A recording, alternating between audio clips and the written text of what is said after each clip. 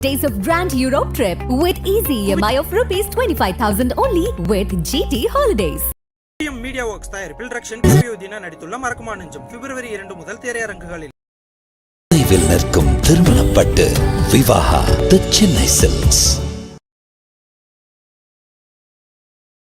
Interim Union Budget presented by the Honorable Finance Minister Srimati Nirmala sitharaman in Parliament today. The Finance Minister is joined by Honorable Ministers of State for Finance, Shri Pankaj Chaudhary ji, Dr. Bhagwat Karaj. Also on the dais are Finance Secretary and Secretary Expenditures, Dr. T.V. Somanathan, Secretary Economic Affairs, Shri Ajay Seth, Secretary Deepam, Shri Tuhin Khan Pandey, Secretary Revenue, Shri Sanjay Malhotra, Secretary Financial Services, Dr. Vivek Joshi, and Chief Economic Advisor, Dr. V. Anantanageshwaran. A warm welcome to the Finance Minister and her team at the National Media Center. At the beginning of the press conference, Finance Minister will make her opening remarks. After that, we will open the floor for discussions and questions and answers. Thank you. Over to you, Minister Ma'am.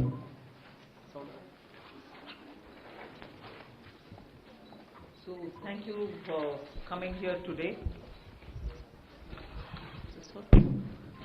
Thank you very much for coming here today. Slightly longish opening remarks. I'll try to cut it down. But over and above what you heard me say, I just want to give the overall perspective, so I'll take a bit longer than I desire. See, this is an interim budget presented just before the election, obviously. The four large things that I want to draw your attention to is GDP. You get the numbers, you see it and so on, but I want to bring in this dimension, that governance, development and performance. On all these three heads, I'd like to say what actually we have achieved, because that forms the backdrop. So, on governance, this budget speaks from a position where we have delivered on development, we better manage the economy with correct intentions, correct policies, and correct decisions. So, it's a governance with care, conviction and confidence. If that stood for the GDP's G, the D stands for people living better, earning better and having high aspirations for the future. And if I move to the P, the performance, 3 consecutive years of 7% growth. Fastest growing economy in G20, all parts of the country participating in the growth. Price stability and inflation management. Handling the health and economic fallout of COVID. Build out of physical, digital and social infrastructure. DPI as a factor of production almost for formalization and financial inclusion and growth of the economy. Cleaning up the banking system, GST, one nation, one market and one tax, the IBC. So if you were to look at governments, I've listed some of them. So your GDP, as we look at governance, development and performance, I have something to say on each of these. So this budget, vote on account, is getting presented with the GDP that we want to speak to you about. And in that, the fiscal management actually is something which I would like you to spend some time, even as you go through the budget. But I'll flag it here, bringing down the fiscal deficit in spite of very challenging times, as per the announced consolidation path, and with transparency and prudence. So in fact, I was just remarking to my officers this morning, Most of you all had already calculated the figures. RE revenue, RE expenditure, this is what it is. Because every month you get the reports coming out. So you don't need to wait till the budget statement. Every month you get the accounts, and so budget process has become absolutely transparent and questionable. If there are any, you're there to question, we are here to answer. But we set in the process of keeping everything brought on budget and nothing kept aside from it or underneath it. So with that, the budget deficit, fiscal deficit, 5.8%, which is much lower than the 5.9 which was at the BE. Similarly, for the 24-25 budget, we've given 5.1 as the fiscal deficit, so clearly indicating that we are on track to meet the glide path which was set in 2021-22, and that we are well on track to meet the 4.5% fiscal deficit, on or below 4.5 even by FY26. If this is the background with which I'm talking and the presentation of the budget happened, I want to very clearly put some things under the heading, if you want to call it that, Disha Nirdeshak Baatein. You must have heard the Honorable Prime Minister speak before the Parliament session, well before the sessions commenced. His usual customary remarks. He said the budget will be presented tomorrow and you will have some Disha Nirdeshak Baatein in it. So, what are those Disha Nirdeshak Baatein? There are about 5 of them I highlight. Social justice as effective and necessary governance model. So it's not just a slogan for us, social justice, we'll have to work for Nyay. No. We've shown you that it is a governance model and a successful one at that. So social justice as an effective and governance, necessarily a governance model. Then 4 major caste groups, as we call it, as Prime Minister has emphasized, the poor, the women, the youth, and the Annadata. So Disha Nirdeshak Baatein, you have the second point. Third, focus on infrastructure. This year again, massive increases of capex happened in the last 4 years. This year too, there is 11% increase, resulting in a very recallable number, 11,111 crores. So continuing the trend of the last 4 years, where capital expenditure has been the route, one for revival earlier from COVID, and now for sustained growth towards Amritkal, towards the Vikasit Bharat goal. Fourth is the using of technology as a huge opportunity. DPI as almost a new factor of production. So it is actually bringing in the value addition to the economy. It is facilitating every sector to bring in the value addition which is so required and improves on our productivity. And the last Disha Nirdeshak Baatein is high-powered committee for extensive consideration of challenges arising from population growth and demographic challenges. So if these are Disha Nirdeshak Baatein, what were the major announcements?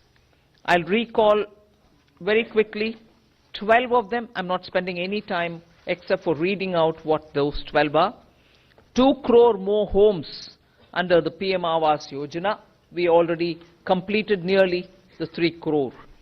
Housing for middle class.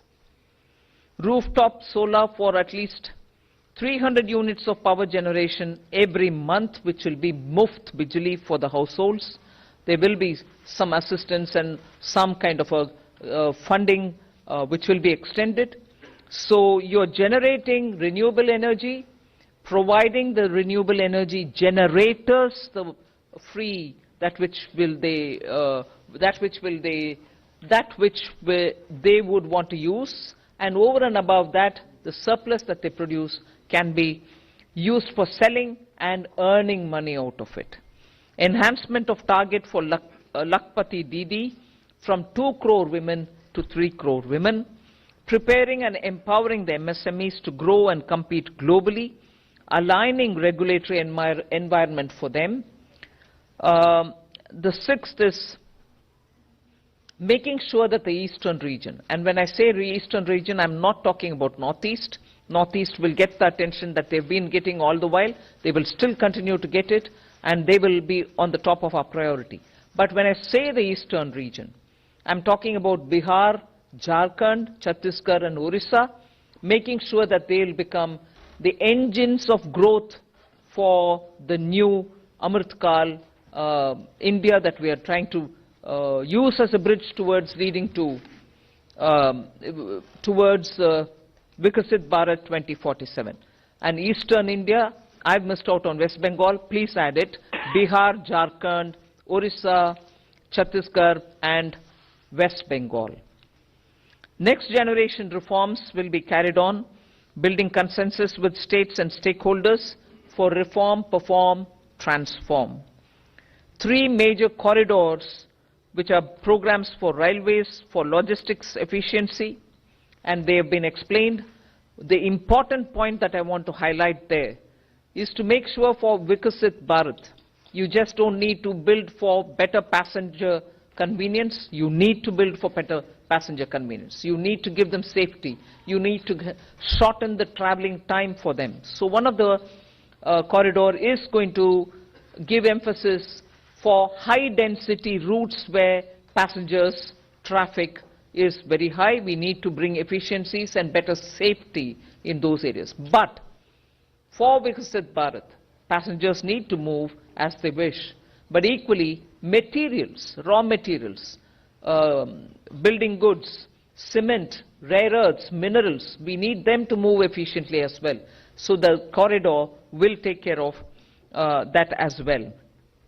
So the synergy between movement of people and movement of goods is what is being highlighted in the 3 corridors that we're talking about. Ninth announcement, that is urbanization, looking at Metro and Namo Bharat. One of the railway related things which I missed out on telling you, 40,000 bogies are going to be improved in the standards with which they can be effective rolling stock and also give the convenience in the passenger experience inside the bogies as well. So 40,000 coaches are going to be brought up to the level of Vande Bharat standards. Metro and Namo Bharat I did mention, so that urban transformation through transit-oriented development can happen. The 10th announcement which I draw your attention to is 1 lakh crore corpus for research and innovation by private sector. So that's coming in at the 10th. 11th is boost to tourism, including spiritual tourism. Interest-free loans will be given to states so that they can build on iconic tourist centers. And the 12th one is supporting reforms in state. They are separate from the development of tourism centers, and therefore I want you all to have the clarity that help to centers are supporting reforms in state is slightly different from boost to tourism. There will be a white paper on economic performance of the last 10 years compared with the previous 10 years. The 12th announcement is so much a statement that I would like to make, which is what I made in the budget speech as well. Government has got the trust and the confidence and the blessings of the people based on its exemplary track record of GDP, as I said, governance, development and performance, effective delivery and also on Jan Kalyan. So highlighted points have been realized as goals. of Vikasit Bharat till now, and they are the realizable goals also continuing to be so, because what we want to underline is we govern with good intentions, true dedication and hard work in the coming years, and that's why Amrit Kal is also now called Kartavya Kal. In short, that's a budget. Thank you very much. The Finance Minister has just now encapsulated the key highlights of the budget. We'll now open the floor. We can begin with the front row here. Please go ahead, 53. Please hand over the microphone here. Hello, ma'am. This is Priyashmita from Informist Media. Ma'am, I wanted to know about the projections in your tax collections. So tax collections are seen currently growing at about 14.4%. Your April to December data shows. However, the projections in your budget are lower than that. So a back of the envelope calculation shows that you're going to get about 55,000 above your revised estimate if the collections continues. So your estimates are conservative, would you say that? I'll certainly ask Somanathan to come in on that. Estimates are always realistic with us. So let me clarify this. If you look at page 6 of the budget, you can look at it later. I'll just explain it to you. We are projecting that gross tax revenue. Now, this gross tax revenue in this sheet is net of refunds. So, net of refunds, we are projecting that in this financial year, it will grow by 12.5% with reference to last year's actual. So, from 30.54 lakh crores last year to 34.37 lakh crores this year is what is presented in our revised estimates. However, the sharing of taxes with the states is different for different taxes. Not all taxes are shareable in the same ratios. What has happened this year, if you look at the numbers, and they are given on page 6, union excise duties have actually shrunk. They have not increased. Most other taxes have grown at, as you say, 14%, etc. Union excise duties have grown -5%. That reduction is almost entirely on the account of the center, because the same way that cesses are not shared, reduction in cesses is entirely borne by the center.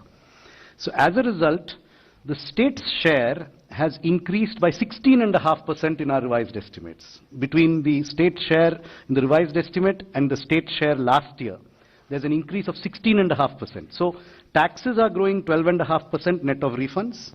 State share is growing 16.5% net, and therefore net to center is growing only 10.8% approximately. So there is no expected further padding or anything here. This is our realistic but slightly conservative estimate. Okay, the next question please, 65. Please go ahead.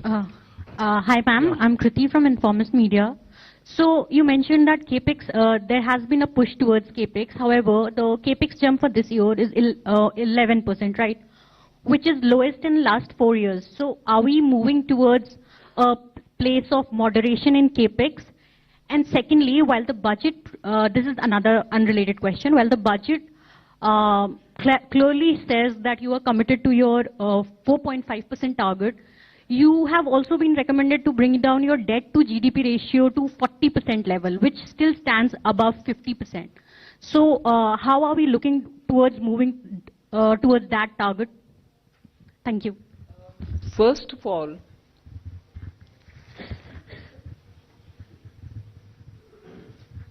I'm on the second, your second bit was on the debt to GDP. What was your first one on? CAPEX. 11% growth in CAPEX. You've got used to about 30%, 23% from a low base. And today 11% on a high base appears low. Informist. 11 lakh crores going for capital expenditure. And you're seeing also that the private sector is coming in with their investments. So one has to have a clear understanding that when the government wants to spend through capital investment, it can be for one, triggering the economy so that private sector also comes in. At a time when private sector didn't come in, we still fully came in. Now we are seeing also signs of private sector also coming in. So it's only natural for two reasons, therefore, for you to look at. One, on what base are you saying 11% is less? Growth it is. And second, please do look up if private sector is coming in or not. Does that answer you? Yeah. The next question, we'll take it. Wait. Still, on your 40% of, first of all, that was a figure that was set before COVID.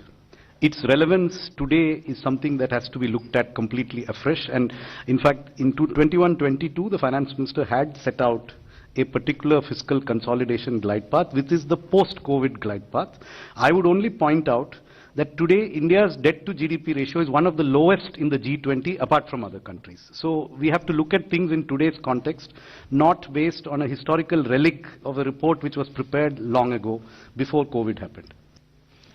Yeah. And again, our external debt also is something which you should notice has never been high, not high even now. Yeah. Second row, I would request you to confine to one question, please, because there are many questions coming up. Yeah. Thank you very much. Please go ahead.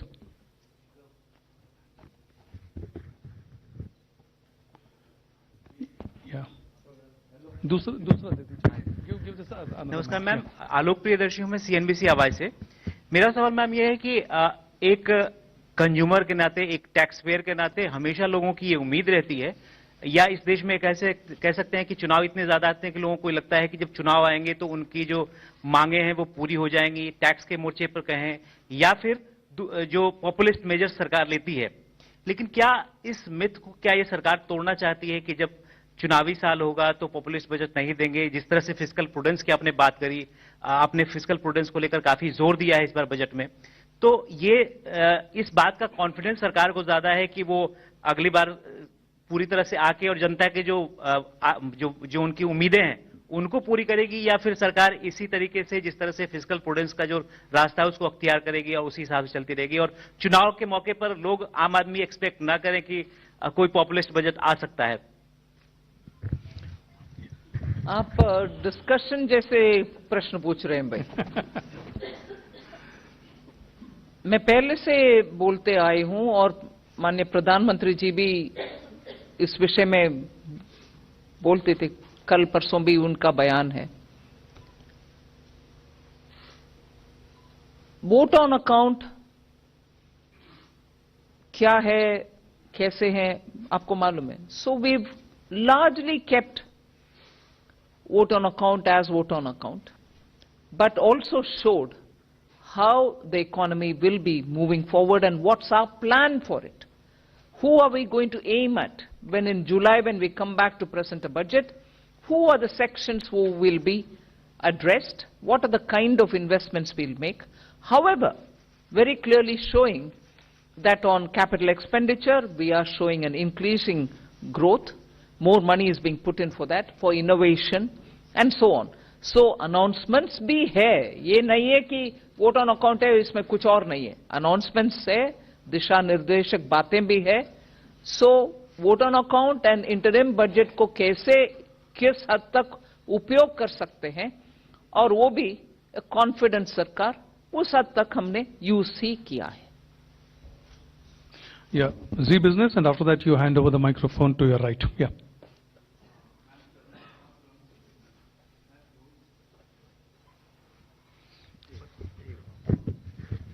Ma'am, आपने दो बड़ी schemes का ऐलान किया, एक urban area के अंदर housing scheme का, दूसरा रूफटॉप सोलर के लिए। मैम, इसका बजट एलोकेशन कितना है? एक सवाल। दूसरा सवाल मैं मैम पूछना चाहूंगा डाइवेस्टमेंट के ऊपर। मैम, पिछली बार 51,000 करोड़ का टारगेट था, वो टारगेट नहीं मीट हो पाया। इस बार बजट में ये नहीं मिल पाया कि कितना टारगेट अगली बार के लिए रखा गया है, और ऐसे टाइम पे टारगेट नहीं पूरा हो पा रहा है जब मार्केट, इक्विटी मार्केट बहुत अच्छा परफॉर्म कर रहा है।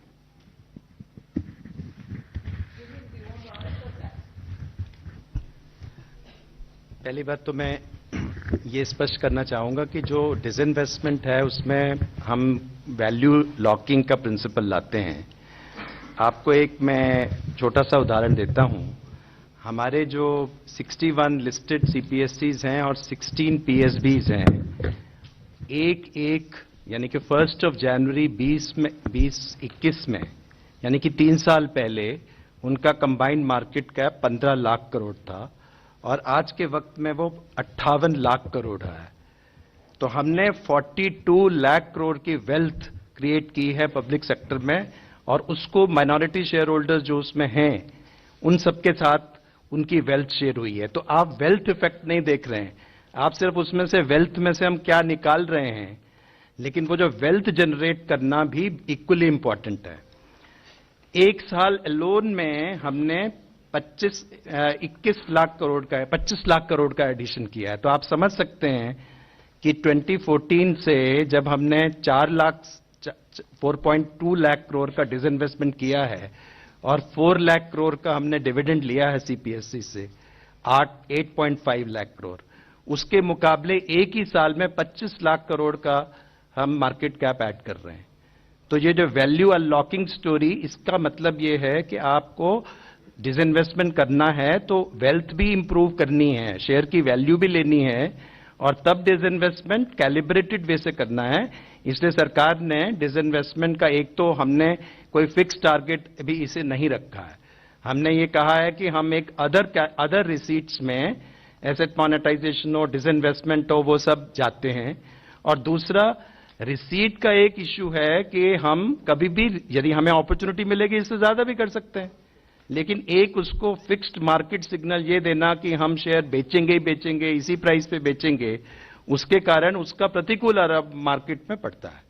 इसलिए जो हमारा वो है, अर्थ ये है कि हमारा जो रेवेन्यू है, और दूसरी हमने इंपॉर्टेंट स्ट्रैटेजी है कि डिसइन्वेस्टमेंट और डिविडेंड ये दोनों ऑपोजिट डायरेक्शन में हैं। जब हम कंबाइंड कह रहे हैं हम 92,000 करेंगे तो कंबाइंड आप देखिए, और non tax revenue is the biggest story. लगभग 75,000 करोड़ का नॉन टैक्स रेवेन्यू ऐड हो रहा है और हाईएस्ट ग्रोथ उसमें ही है। और अब लगभग 1 लाख करोड़ जो है, यदि आप बजट से देखें और नेक्स्ट बजट में देखें तो 1 लाख करोड़ का नॉन टैक्स रेवेन्यू हम ऐड कर रहे हैं। और नॉन टैक्स रेवेन्यू ऐड में डिविडेंड की बहुत बड़ी भूमिका है और डिविडेंड हम एक्सीड कर रहे हैं। तो इसलिए आप कंबाइंड वे से इस सारे यदि इस सेक्टर को देखें तो हमको एक नई दिशा में जाने की जरूरत है, जो हम गए हैं। Regarding the new schemes, rooftop solar के लिए 10,000 करोड़ का प्रोविजन है बजट में। As regards the urban housing scheme, its contours are being worked out, and there is a token, and it will be funded when the exact contours are finalized. Yeah, the next question, please go ahead. 81, please. Okay, I mean, I'll... Hello. Yeah, go ahead. Yeah, sir, Prakash Pedashi from ET now. Ma'am, the benefit of lower tax rate of 15% has been extended for startups and investment by sovereign wealth funds. My question is, I mean, has it also been extended for manufacturing unit?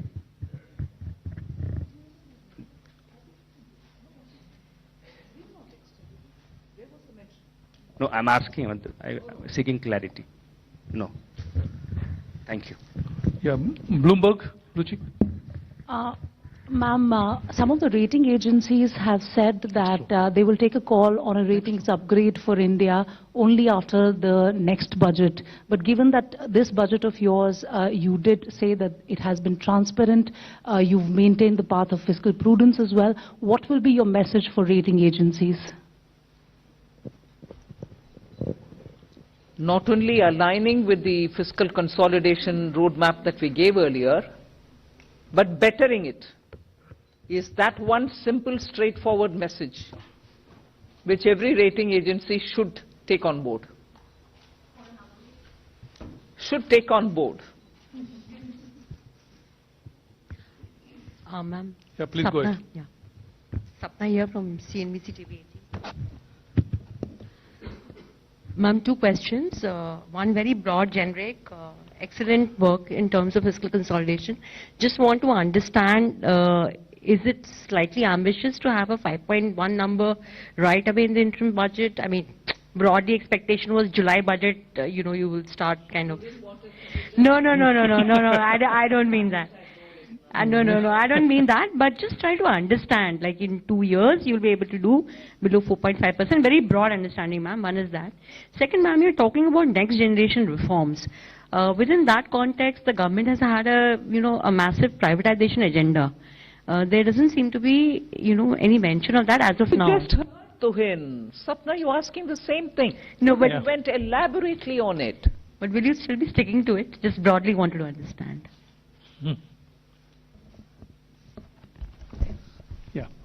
Yeah, please go ahead. Yeah. Timsi Jaipuria from CNBC TV 18. Ma'am, in your budget speech, you've given a very ambitious target of 1 lakh crore worth of a fund for private sector for research and innovation, where you've promised 50-year interest-free loan. If you could give the contours of this scheme, which are the sectors who will benefit in terms of the private sector, which are the specific sectors who can avail this corpus, and what kind of work or research and innovation are we focusing on? Sectors and how this scheme will work. So I'll tell you the quantitative part, and Secretary EA can expand on the sectors. There is the 1 lakh crore is a provision over a period of time as the need emerges. This will be provided as a 50-year interest-free loan to a financial institution which will be identified, which will be within the government ambit of financial institutions, who will then finance or refinance projects at long tenors and at concessional rates of interest. Money has been provided in this budget in the Department of Economic Affairs for multiple purposes, including this one. So there is a provision for this in the Department of Economic Affairs, which covers many other things also. As regards the sectors, I'll leave Secretary. See, as announced in the budget speech, these are the sunrise sectors. And what is the economic logic behind it? These are the innovations and research. Investments are needed today, and the private sector, the returns will come a couple of years down the road. And those couple of years can be 4 years, 5 years, 10 years. For some investments, it can be even longer. So it will not be commercially viable for private sector to invest if it were to be a commercial money for them. So this is what the fund will help them. Clear identification of those sunrise sectors will be through a stakeholder process. Yeah, business line. Namaskar, ma'am. Shishir here. Just two clarity, ma'am. One is about the TCS. Some changes have been made in the TCS on the LRS. So what are those changes? There is not much clarity because explanatory memorandum is not there. And the second part is the housing scheme. Will it be just like an interest subvention scheme, or what will be the contour of that? So you are aware that, sometime I think last year, maybe in June or July, there was a press release in which the TCS rates were later on changed from what were announced in the budget of 23-24. So basically it is just to align those TCS rates with what was announced in the press release. There is no further change from what was announced in the press release. Your question on housing was? What will be the contours? It's still being worked out. Interest subvention will there? It could be one of the features of the scheme, but nothing has been finalized yet. It's under discussion between Department of Financial Services, Ministry of Housing and Urban Affairs. Multiple options are being considered on how to achieve the purpose that has been set out. Hello, ma'am. Ruchika Chitravanshi from Business Standard. One question was regarding the relating to the announcement you made about the withdrawal of demand for outstanding tax. What will be the cost to Exchequer for the tax that will be foregone? And second, a small clarification: the 75,000 crore 50-year loan that is linked to the milestone reforms. Yeah, is that in addition to the 1.3, or is it part of it? So all of you would be aware, that there are a large number of small demands that are pending with respect to income tax, wealth tax, gift tax. They number in all about 2.68 crore such demands. The total amount, of course, is very high, which is 35 lakh crore of outstanding demand. A lot of it is in litigation. But many of these demands, about 2.1 crore, in fact, 2.1 crore out of 2.68 lakh demands are valued less than 25,000 rupees. Now, many of these demands are very, very old, dating from 1962, when Income Tax Act was first was enacted, and right now till very recently till today. So this has been causing a lot of hindrance, especially for the taxpayers, because these demands are very old. Many of them are unreconciled because of systemic issues. We shifted, our CPC, all the tax records, centralized them in 2010-11 year. And so that's why a cutoff has been taken at 10-11, because previously the demands were decentralized. And so we are unable to, verify many of them, causing disruption and hindrance in payment of refunds. So out of this 2.1 crore demands, which are less than 25,000 rupees, about 58 lakh demand entries for the period pertaining to financial year 9-10. And then from 10-11, these are less than 25,000, as already announced by the Honorable Finance Minister, and another 53 lakh entries pertaining to the remaining 5 years from 10-11 to 14-15. So 1.1 crore small demands, 25,000 and 10,000 for the 5 years. These are being remitted. The total amount is less than 3,500 crore rupees. The 75,000 crores is part of the 1,30,000 crores. Yeah, go ahead, please. Yes, go ahead. Hi ma'am, this is Pushpita from the core. You mentioned about that nearly 40,000 rail bogies will be converted to Vande Bharat standard. But if you look at the price of Vande Bharat is comparatively higher than the other ticket prices. So considering the affordability of the passengers, what will be the pricing and how will it be decided?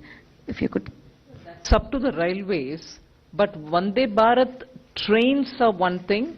The bogies 40,000 being upgraded to the Vande Bharat standard is another thing altogether. Those bogies probably cannot even take the speed with which we want to improve the high density areas with better speedy transportation for the common man. Equally, the inside bogie experience is also not up to the mark, because they've been so for a very long time, and as time passed by, their quality has also come down a bit. So we are talking about the bogie quality matching with the Vande Bharat standards. As to which of those lines of traffic that they will get connected to, and as a result what will be the rationalization of the ticket price, is not something that we can talk about. That's something which the railways will work out gradually. But progressively, that point proves that through the 40,000 bogies that we're talking about, the quality of the Indian rail bogies, which are so important for safe travel and also ease of living travel and comfort, will need upgradation, and this is what we're aiming. Yeah. Please speak into the microphone. Yeah, good evening, Minister. Minister, you had announced an aggressive plan for privatization of 2 government banks a couple of years back. So is that proposal still on the table? And my second question is your thoughts on the shrinking successively, every successive year we've been seeing the divestment receipts shrinking. So your thoughts on that? I thought Tuhin had explained the second part of your question, but never mind, I'll ask him to again probably explain it. He'll give you an answer. We're not sitting on judgment over anything. The disinvestment receipts, as you say, is that, is basically you part with your wealth, which is the shares or a property, and convert it in and monetize it. Now there is a wealth effect also there, and we have partners which are the listed companies, the minority shareholders.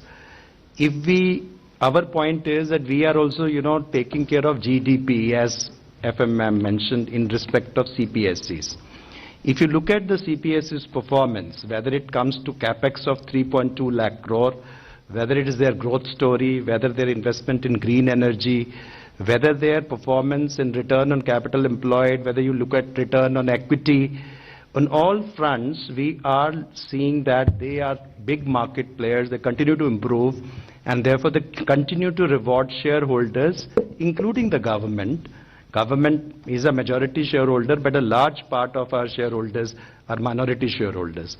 So therefore, any strategy, calibrated disinvestment strategy, which will actually do the sum over a period of time is much more than that.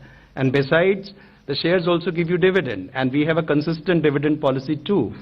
And money is fungible.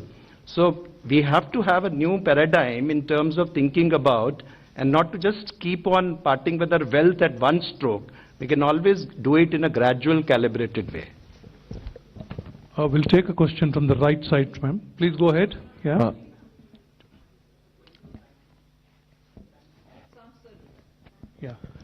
Ma'am, I have a question on this committee on demographic change challenges. Ma'am, what would be the mandate? What are the areas it would look at? Will it be urbanization? Will it also include issues around, this whole issue about constituencies, political constituencies, given that the northern states have grown faster? Also, two clarifications. One is on the 70,000 crore with DEA. For new schemes, what kind of schemes apart from solar rooftop are budgeted for? And two, on this issue of tax, these small disputes, does the 25,000 include only the principal amount, or is it interest and penalty for that 25,000? On the provision for Department of Economic Affairs, this has two components. There are certain specific announcements that have been made, and those are provided for. In addition, there is a large increase in our capital expenditure budget. We have, as was done in the year 2022-23, we have kept this in the Department of Economic Affairs to be allocated to whichever department requires it at the pace that it's able to absorb, so that we have flexibility to allocate it to whichever department is able to absorb it fastest, whether it's railways, highways, telecom. We have all of them, and they are all essentially eligible to take this money when the requirement arises, so that we have flexibility to optimize its utilization. Hello, ma'am. As to your, let me answer the second part. As to your question as to whether the 25,000 rupees amount which is remitted being withdrawn, till the year 9-10, and 10,000 being remitted from 10-11 to 14-15. Let me clarify that this is the amount of demand which is mentioned in our books. And so when this demand is actually entered, then it will include even the interest till the point when the demand was actually assessed and entered. So it includes the interest till that period, that point of time. And any interest which accrues later on is also withdrawn. Yeah. The front row, left side, please. Hello, ma'am. Ma'am.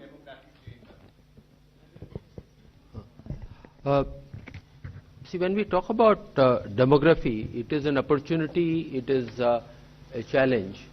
And the current numbers, how the changes are happening over a period of time. So this committee will have a mandate to have an extensive consideration of those challenges and opportunities and come out with a specific set of recommendations. Hello, ma'am. Ma'am, I am Monica from the New Indian Express. Ma'am, in your budget speech, you mentioned about the India, Middle East, Europe economic corridor. So, given the fact that there are conflicts in the Middle East region, so is the project still on track? And also, when the French president was here, was there any discussion on the corridor? Well, it's been announced and we are taking it forward. Yes, there is significant disturbance in the Red Sea area and the Middle East, but this is a project which has long-term implications for the entire region up to Europe, because it also includes Europe. So yes, we will be taking this project forward. We will be consulting and taking it in all its contours.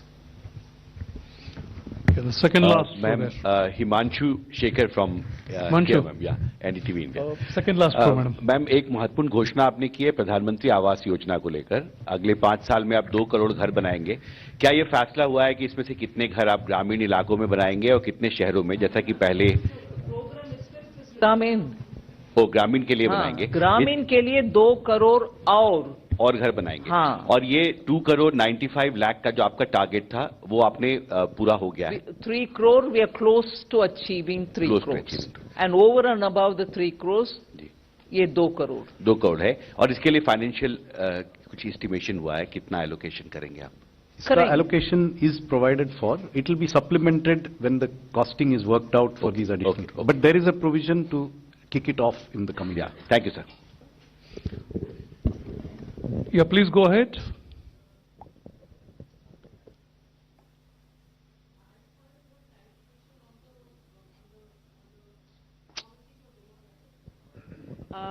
You mentioned the mandate, which I think we wanted a bit more clarity on that.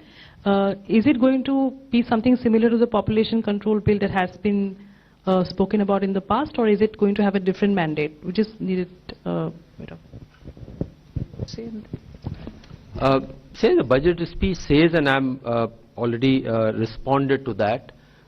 Wait for the terms of reference to come out, and then you will get to know the exact details. But overall approach is, it is a huge opportunity, but there are challenges. Both have to be taken note of, and appropriate responses to be taken. So that's really that broad idea I can share with you, and terms of reference will come out in due course. Yeah, please go ahead. Good evening, ma'am. This is Parth Singh from Outlook Business. Since you spoke about bringing the East India to pace in terms of development, I wanted to ask you, how does the government plans to address the industrial gap to help these states in a free market economy? And for example, more than 70% of the PLI projects are currently concentrated into just 3 states. So I wanted to ask you that. They are not concentrated in 3 states because we want them to be concentrated in 3 states. If there are investments happening and if there is going to be production in any other non-3 states that you want to talk about, PLI will be extended to them as well. It doesn't go on the criteria of geography. It goes on the criteria of manufacturing, of how many additional units are produced. I just want to add to that.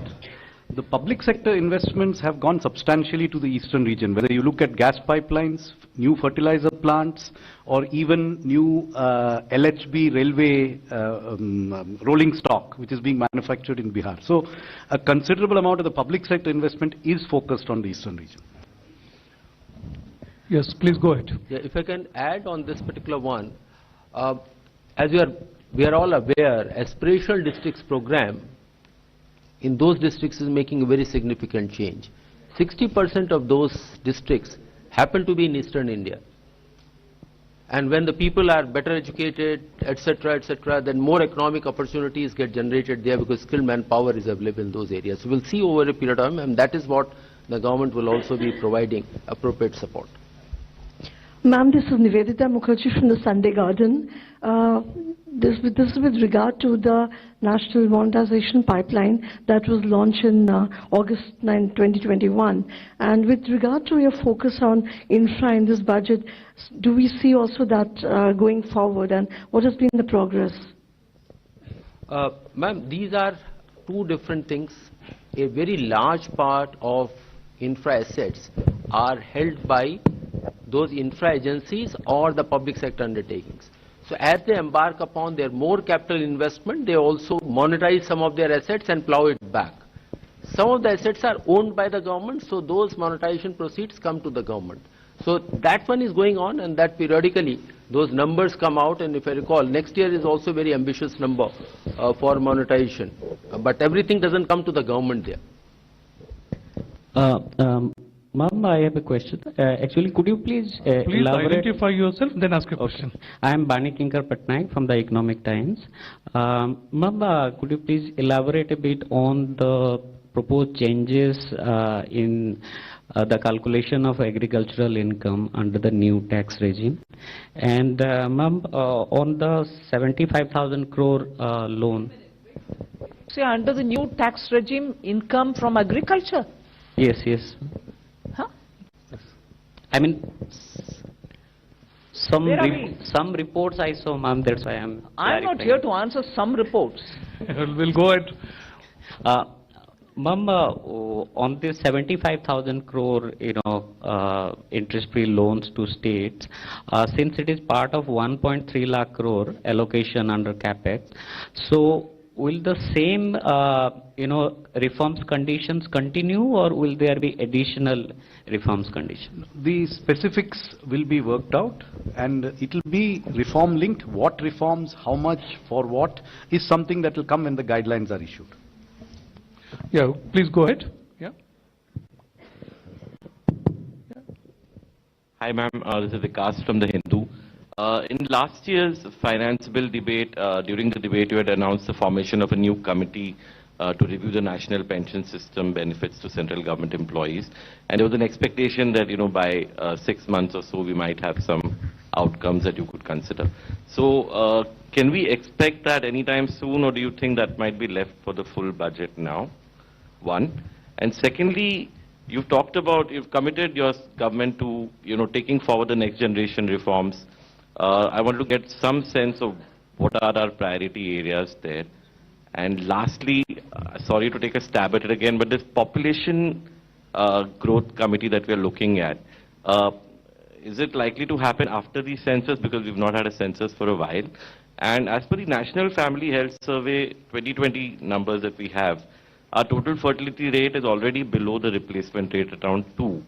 So is there some way that we're looking at keeping our population stable at a certain level, or to reduce it over a broader period? You may want to help me by saying question number 1, question number 2. I'll go on answering. You seem to have asked me about 5 different questions, right? Please go ahead. What was your first? Sorry. NPS. NPS was first. Once we are ready with the report, we'll let you know. I don't think there was a time given. We said at the earliest they will give the report. Yeah, so that stays there. What's your second? Second was, ma'am, some sense of the priority areas for next generation reforms. Ajay, you want to add in there? See, you would have noticed that a particular section and extensively covered that what will be the broad strategies for the next several years, getting into those. So those are the indications that can be the broad area for the reforms, the next generation of reforms.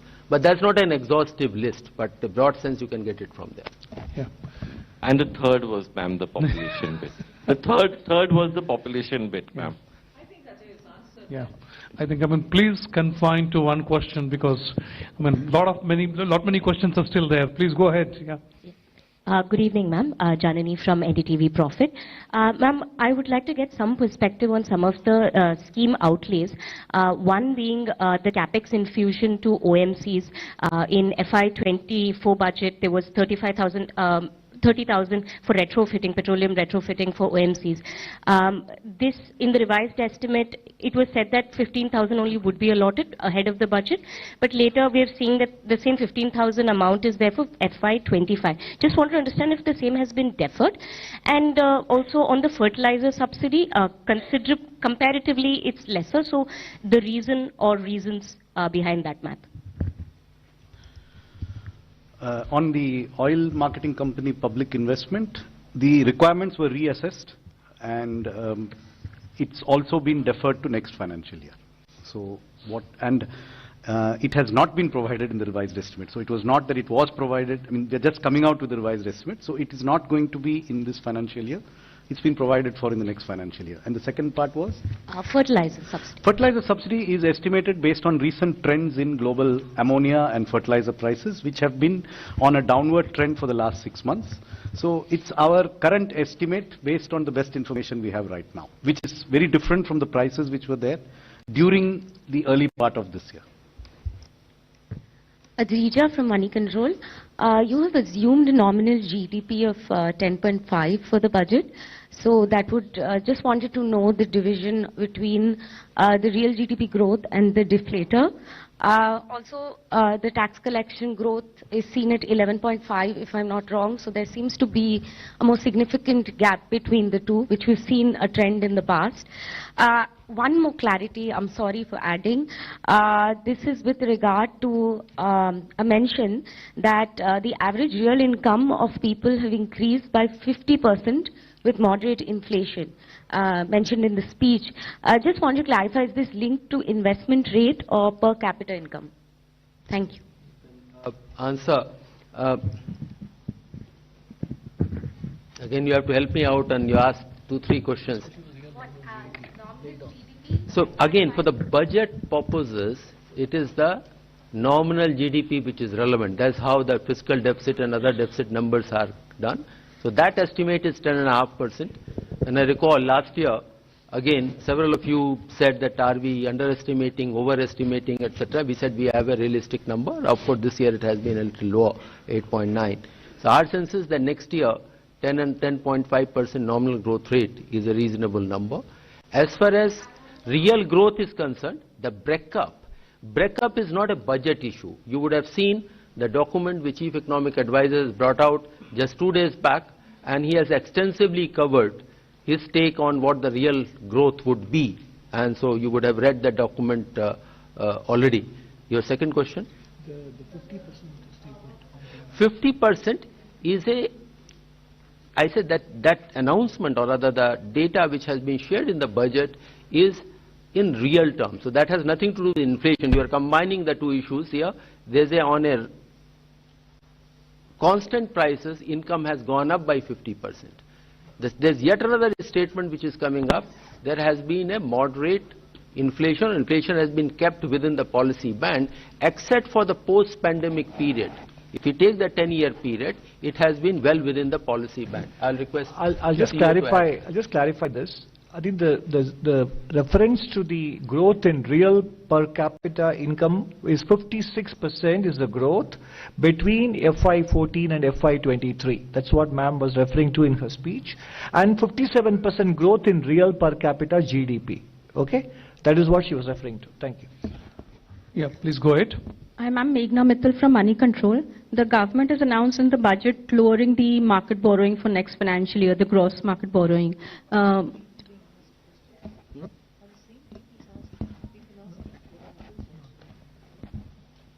So I just wanted to understand what gives the confidence to the government that they'll be able to lower the market borrowing amid the global challenges and the capex increase that has been announced. So I think the confidence comes from the numbers that are presented. So if the revenue numbers are realistic, if the expenditure numbers are realistic, then the deficit number is realistic. That deficit number is then broken up into sources of financing. And we have taken a 10.5% nominal growth rate, 11.5% revenue growth rate, which is buoyancy of less than 1.1. This year we have achieved 12 plus with a nominal growth of 8.9. So I think a very decent, very conservative buoyancy has been assumed. In addition, the expenditure numbers are realistic. We have provided for everything. Therefore, the deficit numbers are achievable. And the borrowing breakdown is given here in terms of how much is market, how much is small savings. Small savings, we have shown a declining trend in resources from small savings. We have shown a declining trend in external debt, and that is reflected in these borrowing numbers. So these are very realistic borrowing numbers. On the gross borrowing coming down, next year, some of the repayments of loans taken will not be happening from the consolidated fund. They are repayments of the GST back-to-back loans. So they don't necessarily lead to new gross borrowing. So there is a slight recalibration between the growth of the net, in fact not the growth, the decline in the net borrowing is gentle, the decline in the gross borrowing is steeper. 11 days of Grand Europe trip with easy EMI of rupees 25,000 only with GT Holidays. Media Works தயாரிப்பில் ரக்ஷன் ஷேபியோ தின நடித்துள்ள மறக்குமா நெஞ்சம் February 2 முதல் திரையரங்குகளில் நிற்கும் திருமணப்பட்டு